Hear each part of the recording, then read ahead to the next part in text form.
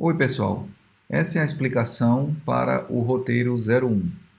Ah, então, está aqui o projeto, a estrutura do projeto, depois de importado. Quem tiver dúvida, reveja o vídeo sobre como importar projetos no Eclipse e no IntelliJ. Tá? Então, está aqui a estrutura do projeto. Vocês devem ter importado, deve aparecer aí um projeto com o nome Submission.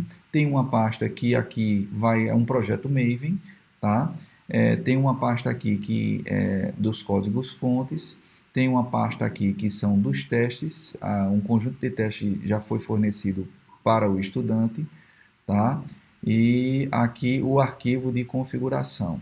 Então, primeira coisa a fazer, tá? É no arquivo de configuração procurar o trecho já para colocar o seu número de matrícula, tá? E o ID do roteiro, tá? Prestem bem atenção para não se equivocar com essas informações. E se tiverem dúvida, vocês podem retornar ao vídeo do roteiro de revisão que está explicando lá como lidar com essas informações.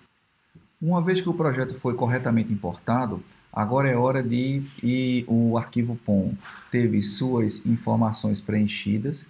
Vocês podem fazer um primeiro envio para verificar se está tudo sob controle, tudo funcionando corretamente, e depois partir para a implementação.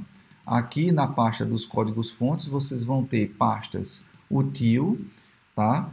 Que contém um arquivo aqui de utilitários, que nada mais do que funções definindo aqui aquela função de swap, tá? Que é útil para os algoritmos de ordenação, tá? Tem aqui um pacote sorting, definindo aqui uma interface sorting, que nada mais do que uma interface definindo o método sorting, onde você passa um array de um tipo T, onde esse tipo T ele extends comparable, ou seja, ele tem que ser comparável, tá? E tem uma classe aqui já que é um sorting abstrato, tá? Que ele tem a implementação desse método sorting. Ele implementa a interface sorting, tá? E ele lida com um tipo T, que também é comparable. Tá? Então, o que é que esse método daqui faz? A implementação na classe abstrata. Ele simplesmente chama um outro método sort que vai ordenar esse array do índice 0 até o último índice do array. Tá? Então, esse método daqui está definido mais abaixo, só que de forma abstrata, deixado em aberto. Tá? Então, o que vocês precisam fazer é se concentrar em apenas implementar esse método daqui, que vai ordenar o array de um índice à esquerda até um índice à direita. Bem, nos arquivos de sorting, abstract sorting e util, vocês não devem nem mexer, tá certo? Eles não devem ser alterados. Tá? Que vocês vão trabalhar são nesses pacotes aqui. Nesse primeiro pacote de Simple Sorting, existem algumas classes prontas que representam os algoritmos vistos, os algoritmos básicos vistos. Tá? No caso, o Bubble Sort, o Insertion Sort e o Selection Sort. Certo? O que vocês precisam fazer nesses arquivos está descrito aqui num comentário de cada arquivo desse o que você precisa fazer. Tá? Mas basicamente você vai chegar na implementação aqui, certo? E retirar esse código daqui que está levantando uma exceção, tá? Senão seu código vai levantar uma exceção, isso vai dar um erro, você não vai passar no teste. E aqui você substitui o que está selecionado pelo código do algoritmo de acordo com o que está sendo descrito aqui.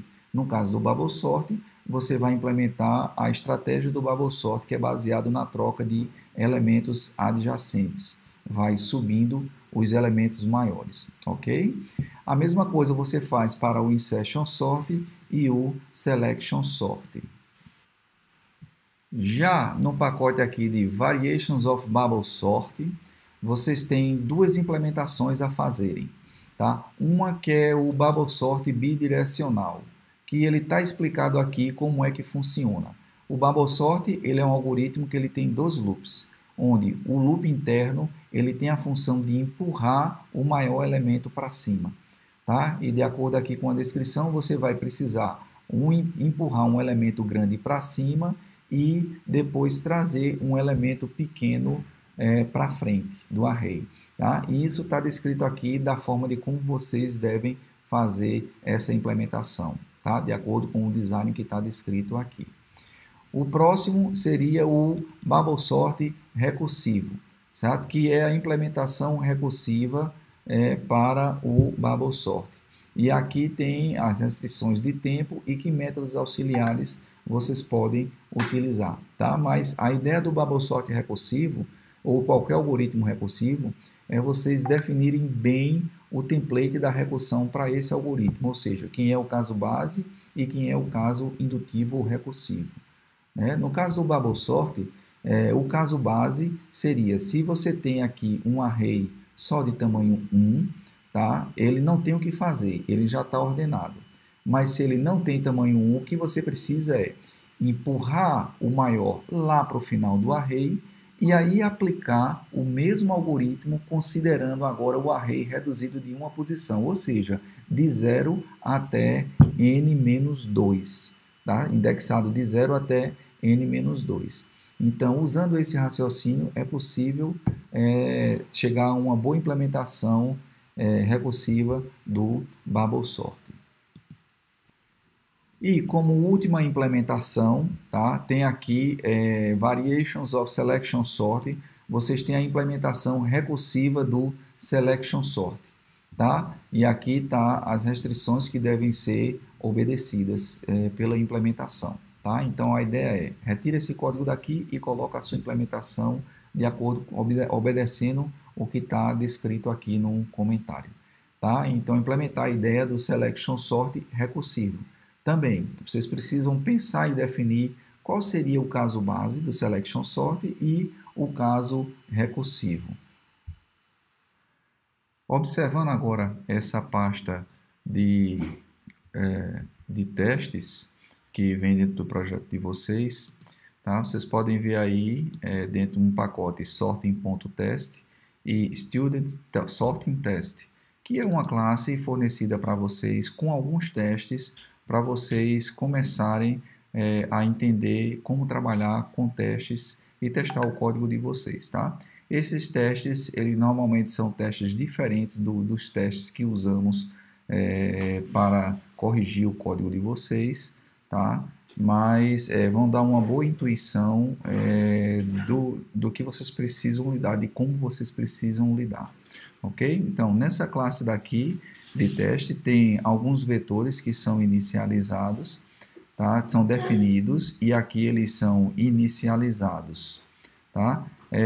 E aqui e vocês têm aqui uma implementação que deve ser instanciada com a implementação de vocês, tá? Nesse método setup ele chama o getImplementation, onde esse getImplementation ele vai exatamente instanciar a classe de vocês. Então o que vocês precisam fazer é, no lugar aqui de null, nessa implementação, vocês vão dar um new Bubble Sort, por exemplo, integer, tá? Para lidar com inteiros, e aqui vocês comentam esse código, tá? Deixam desse jeito, e aí vocês podem rodar essa classe de teste, que vocês terão aqui uma implementação testarão a implementação de Bubble Sort, ok?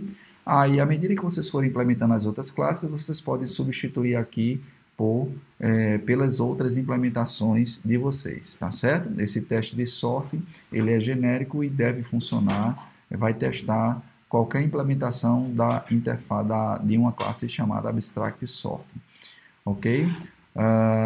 E aqui tem os métodos de teste em si, que nada impede de vocês adicionarem novos métodos de teste ou casos de teste, tá? Vocês simplesmente precisam definir aqui um nome para ele, tá? Chamar esse teste, esse generic test, passando aqui o vetor que você quer testar, e dentro desse generic test ele vai invocar o método que vai ordenar, tá certo? Vai chamar o método sort da implementação de vocês, tá? E aqui anotar esse método com a tag @teste. Essa annotation ela vai reconhecer como um novo caso de teste, tá? É importante que vocês tentem fazer novos testes pensando em novas situações para que isso dê um sentimento a vocês, vocês desenvolvam, né, a capacidade de lidar com situações que o código de vocês precisa trabalhar, tá certo? Além desses que nós fornecemos, tá? Aqui são situações simples de teste que vocês podem usar para poder ampliar o teste de vocês, tá? E notem que a implementação de vocês, qualquer implementação sempre vai estender Abstract Sorting, ou seja, a classe de teste aqui, ela fica pronta para poder testar qualquer implementação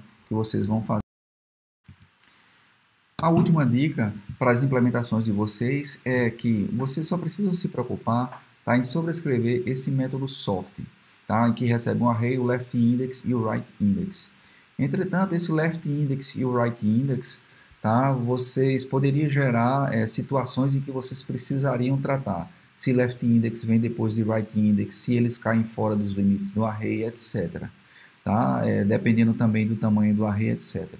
E o que vocês precisam se concentrar, tá, é que left index e right index eles caiam dentro dos limites do array apenas.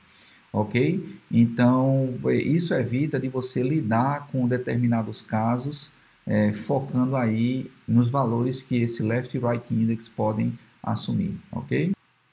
Então, se acontecer, por exemplo, vocês testarem aí um array unitário, passarem um left index 0 e o right index 5, tá? O left index está dentro dos limites do array, mas o right index não está. Então, nenhuma alteração vai ser feita no array, tá certo?